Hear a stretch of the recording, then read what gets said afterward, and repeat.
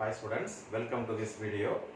SHM ல அடுத்த நாம பார்க்க போற கணக்கு K என்ற சுருள் மாறிலி கொண்ட இரு கம்பி சுருள்கள் படத்தில் காட்டியபடி இணைக்கப்பட்டுள்ளது. செங்குத்து அலைவுகளின் அதிர்வெண்கள் விகிதம்.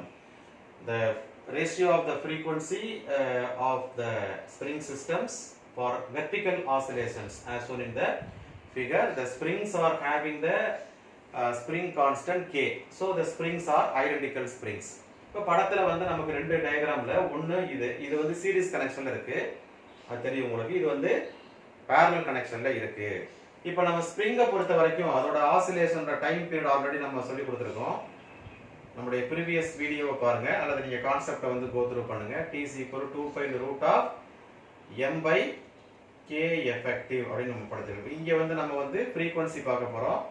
So frequencyங்கிறது 1 by t, so 1 by 2 pi into root of k effective divided by mass. So frequency வந்து அப்ப நமக்கு என்ன தெரியுது? Here mass constant in the both cases. அப்ப frequency வந்து directly proportional to root of k effective.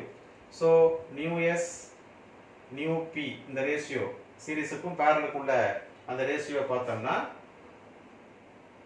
k for series and k for parallel அப்படி நம்ம சொல்ல முடியும்.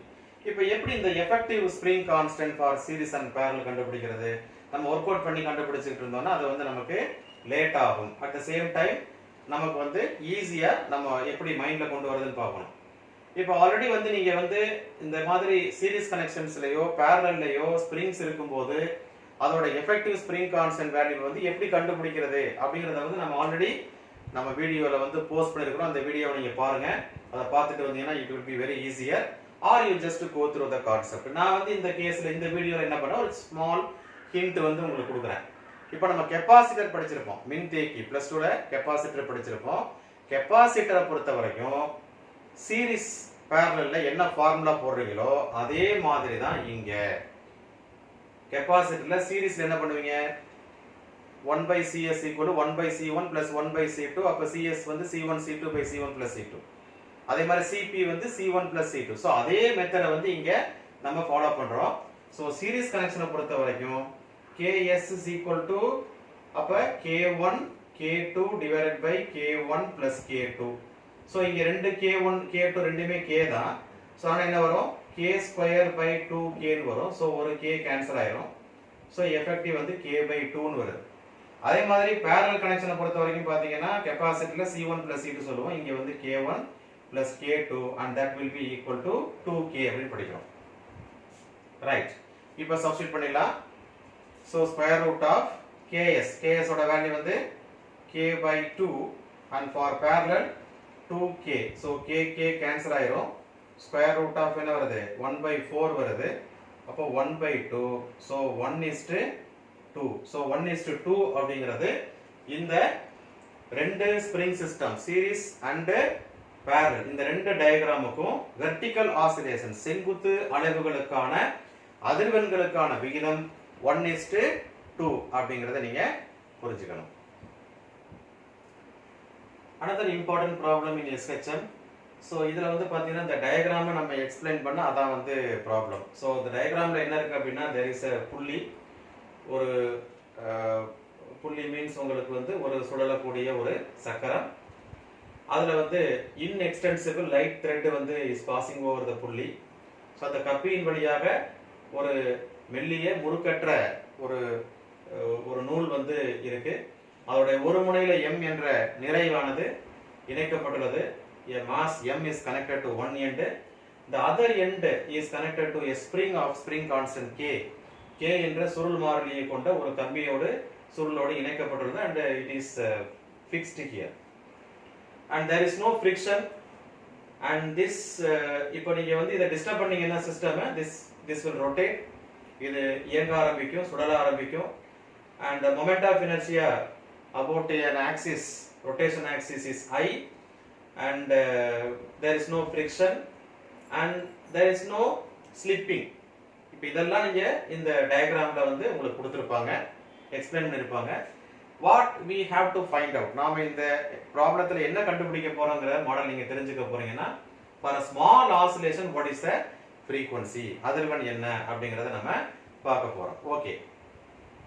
So when you give some force, அப்ப என்ன ஆகும் அப்படின்னா there will be a இப்ப மாஸ் கனெக்ட் பண்றதுனால நமக்கு வந்து அங்க ஒரு ரீஸ்டோரிங் ஃபோர்ஸ் வந்து அங்க கிடைக்கும். அதனால வந்து ஒரு ரீஸ்டோரிங் டார்க் வந்து இங்க டெவலப் ஆகும். முதல்ல டார்க் ஆஃப் த வீல் எப்படி கண்டுபிடிப்போம்? இப்ப டார்க் அப்படிங்கிறது டார்க் திருப்பு திறன் அல்லது திருப்பு விசை. இங்க வந்து நம்ம மீள் திருப்பு விசை திருப்பு திறன் கண்டுபிடிக்க போறோம். ஃபோர்ஸை பொறுத்த வரைக்கும் ஸ்ப்ரிங்கை பொறுத்த வரைக்கும் ஃபோர்ஸ் வந்து F is equal to kx இல்லையா?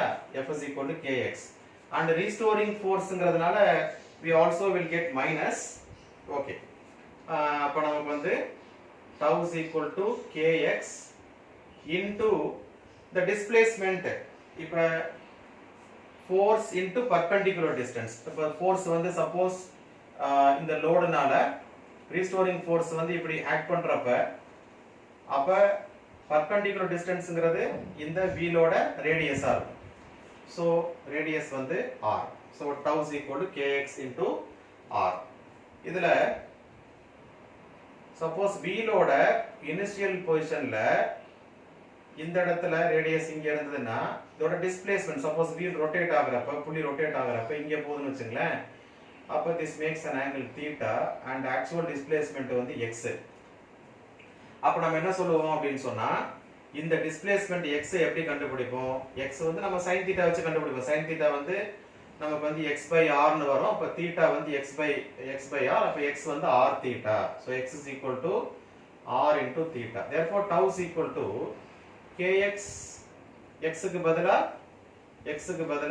r θ into r னு கிடைக்கும். Therefore tau is equal to k into r square theta அப்படி நமக்கு வந்து கிடைக்கும். பட் tau அப்படிங்கிறது தெரியும் நமக்கு, it is equal to I into alpha.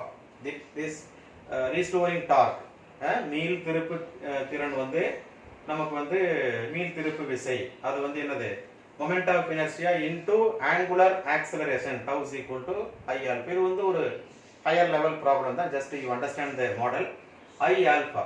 But இங்க வந்து ஆல்பாங்கிறது உங்களுக்கு தெரியும், ஆல்பாங்கிறது d square theta divided by dt square and this restoring torque I is equal to this I is moment of inertia of the rotational axis. இங்க வந்து பாத்தீங்கன்னா according to the parallel axis theorem this is I plus mr square into alpha is d square theta by dt square and also I put minus here restoring torque.